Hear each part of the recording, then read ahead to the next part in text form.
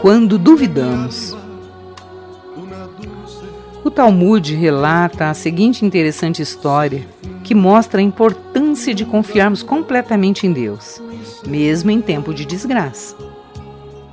O Rabino Akiba teve que abandonar a sua terra por motivos particulares, e assim andou por terras incultas e mesmo desertos. O rabino levava um candeeiro para que produzisse luz a fim de cumprir com as suas obrigações religiosas e estudar a lei. Também conduzia um galo que lhe servia de relógio despertador, visto necessitar saber a hora certa. Para não andar sempre a pé, ia montada em um burrinho. Assim, chegou à cidade e foi procurar um lugar para repousar. Mas foi tudo em vão. Ninguém desejava abrigar um desconhecido. Desolado e triste, o rabino afastou-se da cidade, amaldiçoando a falta de cortesia de tais habitantes que não procuravam fazer o bem para um estrangeiro. Voltou ao mato e assentou-se debaixo de uma árvore. Ia anoitecendo, e como quisesse fazer suas preces e estudar a lei, acendeu o candeeiro. Mas um vento forte que repentinamente soprava apagou o candeeiro. O que fazer? Mas Deus sabe o que faz. E assim procurou dormir. Durante a noite, um lobo devorou o galo de Akiba. E que fazer? Mas Deus sabe o que faz. Um leão que se aproximou do rabino, vendo o burro ali, o devorou. O que fazer? Deus sabe o que faz, dizia Akiba. Na manhã seguinte, foi à vila para ver se arranjaria alguma coisa. Mas que horror! Ali não havia ninguém. Encontrou o povoado em estado lastimável, tudo saqueado e muitos mortos. O que tinha acontecido? Uma tribo estranha durante a noite tinha dado seu assalto e liquidado com aquela vila. Então pensou Akiba, Deus sabe o que faz. Se eu estivesse lá, teria morrido com os outros. Se tivesse tido o candeeiro aceso durante a noite, ter-me-iam achado e matado. Se o galo tivesse vivido, teria cantado e eu teria sido descoberto. O burro, se não tivesse sido morto pelo leão, teria se revelado e assim a esta hora eu estaria entre os mortos. Portanto, Deus sabe o que faz. Por quê? Por quê? Por que Deus permite isso? Dizem frequentemente os que enfrentam problemas difíceis. E realmente há momentos de perplexidades em nossa mente finita. Ao querer compreender a mente infinita, onisciente, onipresente, onipotente de Deus. Talvez nunca consigamos compreender tudo a respeito enquanto vivermos neste tabernáculo mortal, embotado pelo pecado.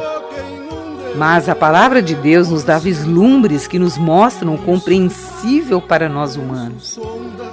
Quando um cego de nascença foi curado por Jesus, os discípulos lhe perguntaram o porquê dessa criança ter nascido cega. Quem era o pecador culpado? E Jesus respondeu simplesmente: foi para que se manifestem nela as obras de Deus. E realmente foi assim. Deus, afinal, foi glorificado pelo grande milagre. Quando Daniel foi lançado na cova dos leões e os seus companheiros foram para o forno incandescente, foi para a grandeza de Deus, pois em todo o reino foi proclamado o poder de Deus. Quando o jovem José foi inocentemente aprisionado por Potifar, depois de ter sido vendido pelos próprios irmãos, foi para salvar um grande povo. Eles não viram as consequências desde o princípio, mas a presciência de Deus tudo encaminhou para o seu glorioso fim. Quando a mãe diz ao filho que não se deve subir numa árvore porque pode cair, o filho deveria atender para o seu próprio bem. Mas se ele larga a mão da mãe e trepa numa árvore e cai, quebrando o braço, de quem é a culpa? Ora, do filho, porque pensava saber mais do que a mãe. A mesma coisa acontece entre nós e o nosso Deus. Quando largamos a mão do Onipotente, procurando dirigir sozinhos os nossos negócios, é que fracassamos. Surgem os problemas e ficamos aflitos. Largar a mão de Jesus é fazer coisas contrárias às ordens do nosso Deus, exaradas em sua santa lei, os 10 mandamentos, a norma de Deus na lista de homens, entre ele e os semelhantes, entre ele e Deus. Ainda outro ponto importante é a compreensão de que Deus nunca manda o mal ao seu filho.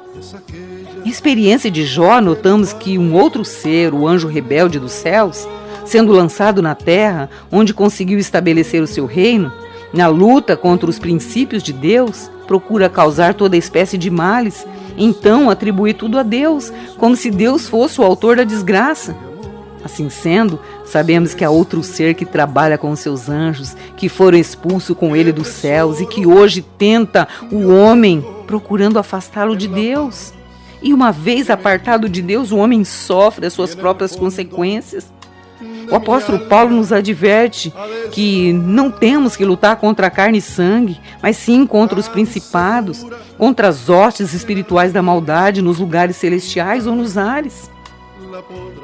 Disse alguém: Deus não conduz jamais seus filhos de maneira diferente da que eles escolheriam, se pudesse ver o fim desde o princípio e discernir a glória do propósito que está realizando como seus colaboradores.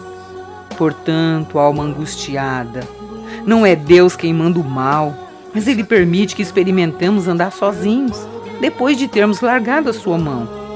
Outras vezes, as consequências são para a glória e a grandeza de Deus. Ao ser, por nosso meio, demonstrado a outros como Deus é poderoso e amoroso, mesmo permitindo momentânea aflição. Quase sempre o mal aparece porque deixamos os conselhos de Deus e aceitamos a liderança de nossas ações, do anjo rebelde ou diabo. Foi assim a experiência do primeiro casal, Adão e Eva. Deus havia dito não. A serpente disse sim. Podes transgredir. E a quem servimos, dele somos escravos. Oh, se pudéssemos ver a grandeza do amor de Deus e compreender a malignidade de Satanás, porque segundo o apóstolo João, o diabo desceu a voz e tem grande ira, sabendo que já tem pouco tempo.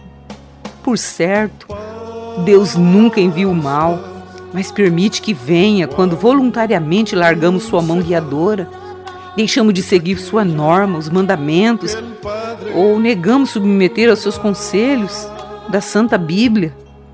Amado, se tudo falha, neste vale de vaidade, volte para Deus e verá que Ele não abandona seus filhos.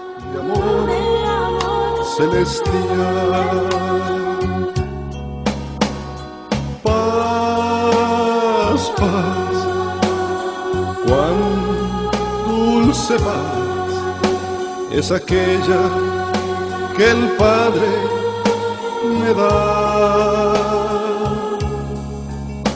Yo le ruego que inunde por siempre mi ser en sus ondas de amor celestial.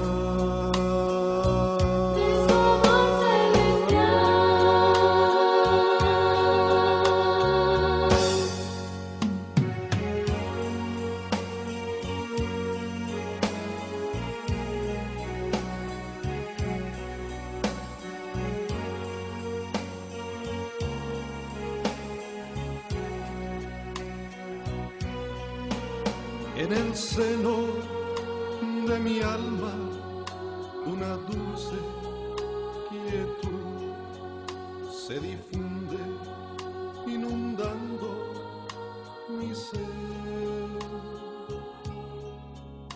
Una calma infinita que solo podrán los amados